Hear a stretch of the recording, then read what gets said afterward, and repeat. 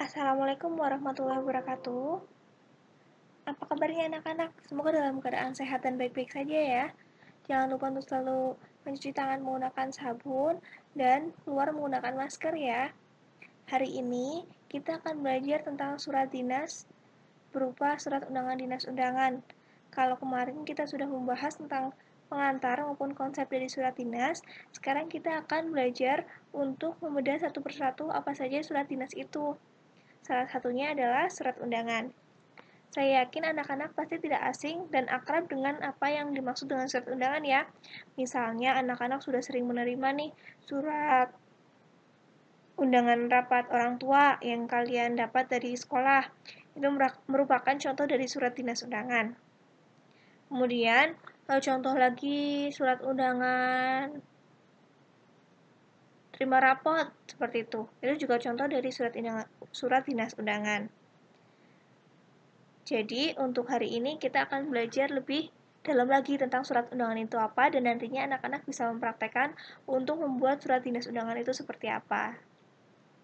Kalau begitu, langsung saja kita masuk ke materi surat undangan.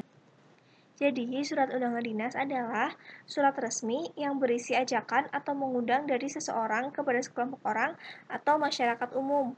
Surat undangan dinas dapat dipakai untuk keperluan resmi, setengah resmi, atau tidak resmi.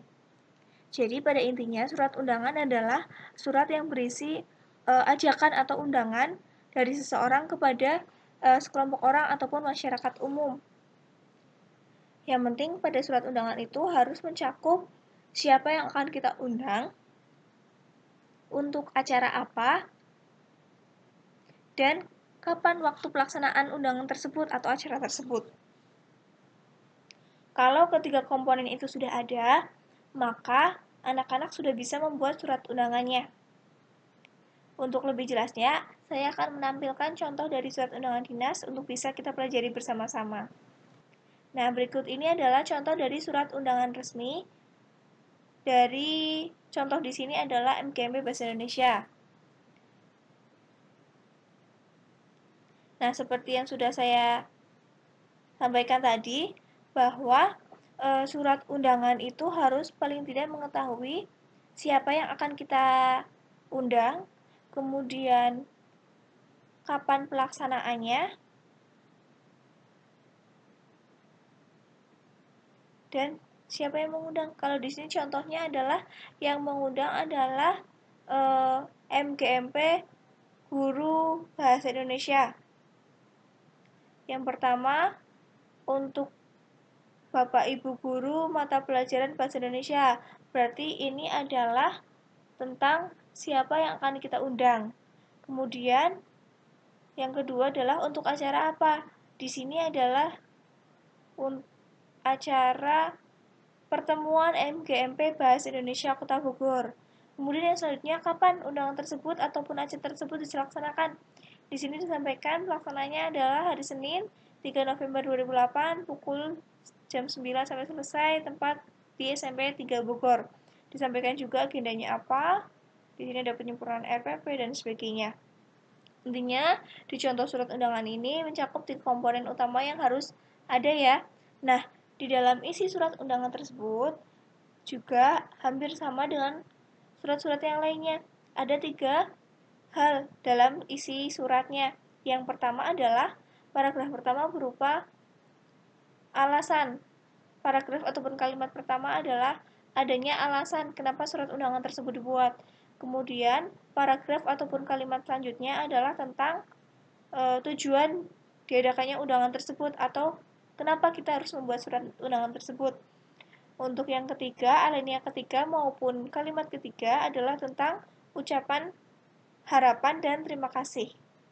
Contoh, kalimat pertama ataupun alinea pertama di paragraf ini adalah menindaklanjuti program MGMP Bahasa Indonesia yang telah kita susun.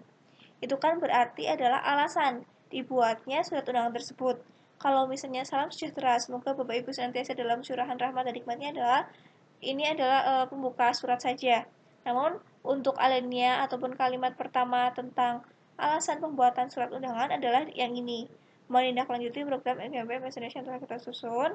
Kemudian alinea ataupun kalimat keduanya adalah kami mengundang Bapak Ibu Guru untuk hadir pada pertemuan MGMP Bahasa Indonesia Kota Bogor. Itu merupakan alinea maupun kalimat kedua tentang tujuan dibuatnya surat undangan. Kemudian alinea ataupun kalimat ketiga dari surat undangan adalah berupa harapan dan terima kasih. Maka di sini juga disampaikan atas perhatian dan kehadiran Bapak Ibu tepat pada waktunya, kami ucapkan terima kasih. Berarti dari kalimat ini adalah diharapkan nanti Bapak Ibu guru yang diundang dapat datang tepat waktu serta diucapkan terima kasih. Kemudian untuk bagian bawahnya itu berupa si penanggung jawab atas terbitnya surat undangan tersebut. Atau gampangnya yang mengundang itu siapa? Penanggung jawabnya atau ketuanya. Kalau di sini adalah dibuat dua, jadi tidak harus satu ya, bisa dua ataupun tiga sesuai dengan kepentingan surat tersebut. Kalau di sini yang ditandatangani ada dua, yaitu sekretaris dan ketua. Dari sekretaris yang membuatnya, kemudian disetujui dan di-ACC oleh si ketua. Nah, ketua ini contohnya adalah Ibu Sri Hartati SPD, seperti itu. Jadi untuk membuat surat undangan cukup mudah ya anak-anak, apalagi anak-anak sudah cukup akrab dengan yang namanya surat undangan. Surat undangan pada intinya mencakup 3 hal, yaitu tentang siapa yang akan kita undang, kemudian kita mau mengundang untuk acara apa, serta waktunya kapan. Kemudian untuk isinya itu sendiri adalah mencakup 3 hal juga. Alinea maupun kalimat pertama itu berupa alasan dibuatnya surat undangan. Alinea ataupun kalimat kedua berupa tentang tujuan kita mengundang. Kemudian alinea ataupun kalimat ketiga berupa ucapan harapan dan terima kasih.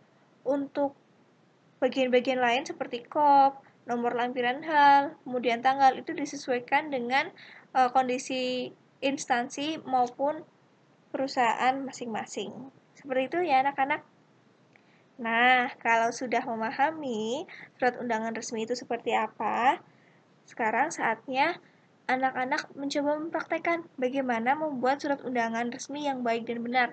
Kita akan latihan bersama-sama dengan cara pemberian tugas. Jadi anak-anak nanti mencoba untuk membuat surat undangan wali murid terkait dengan rapat komite untuk membahas tentang pembayaran uang sekolah untuk tahun ajaran baru. Di situ disebutkan SMK-nya dari mana, serta jalannya, acara undangan dilaksanakan pada hari apa, serta kepala sekolah bernama siapa. Nanti surat yang anak-anak dibuat di Microsoft Word dan dikirim ke email dengan aturan model surat berupa semi-block style. Surat dikirim ke alamat email saya yang sudah anak-anak ketahui dengan subjek email nama, kelas, serta jenis surat. Berarti misalnya nama anaknya adalah si Siska, berarti Siska, strip 10 OTKP 1, strip surat dinas undangan. Seperti itu. Batas waktu pengumpulan tugasnya adalah 17 Januari 2021. Jadi diharapkan anak-anak bisa mengerjakannya dengan benar, tidak terburu-buru, dan bisa dikumpulkan tepat waktu. Semoga dengan adanya tugas ini bisa menambah lebih paham, menambah pemahaman, serta menambah pengetahuan anak-anak semua tentang surat undangan dinas.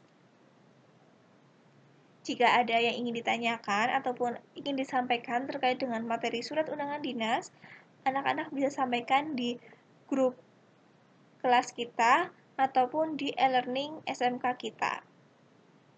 Jadi setelah anak-anak menonton video ini, anak-anak bisa langsung ke grup kelas kita ataupun e-learning tentang pelajaran korespondensi ya.